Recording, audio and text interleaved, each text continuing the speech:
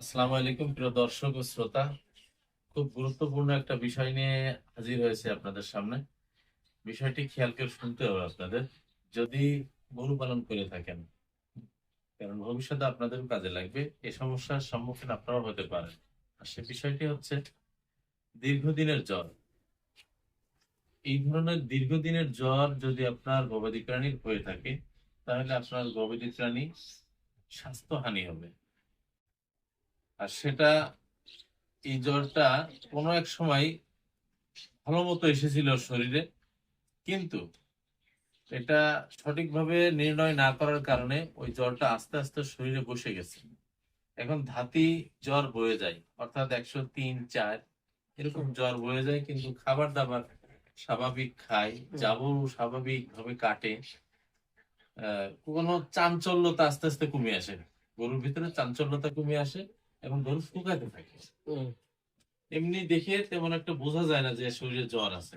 এটা যখনই থার্মোমিটার দিয়ে মাপা হয়, তখনই এই জ্বরটা থার্মোমিটারে ধরা পড়ে। আর সেরকমই একটা ঘটনা ঘটেছে এই গোয়ালে।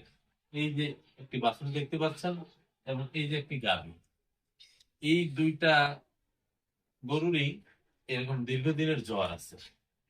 এই খামারি ভাই হয়তো বা যখন জ্বরটা আসছিল বুঝতে পারে নাই, সঠিক ট্রিটমেন্ট নিতে পারে নাই, কিন্তু এখন সে স্বাভাবিক টুকটাক খায় এবং জাবর কাটে, কিন্তু আস্তে আস্তে যে শুকাচ্ছে। অবশ্য আরো সমস্যা আছে, তো সেগুলো হলো পরের কথা। তবে আমি এখন এসে যেটা পেলাম সেটা হচ্ছে শরীরে জ্বর আছে।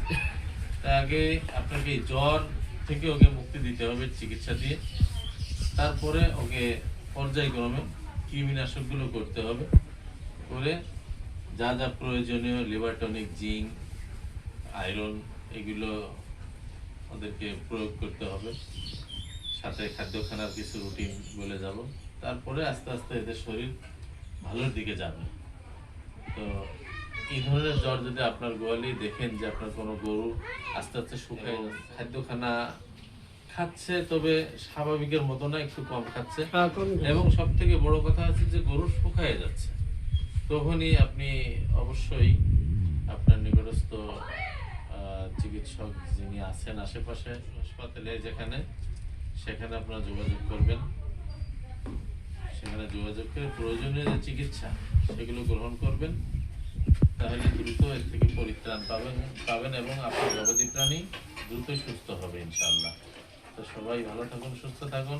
আর জনস্বার্থে এবং আহ, প্রান্তিক খামারিদের জানার জন্য এই ভিডিওটাই বেশি করে শেয়ার করে দিবেন, যাতে অন্য একজন প্রান্তিক খামারি এই বিষয় সম্পর্কে জানতে পারে। সবাই ভালো থাকুন। আসসালাম।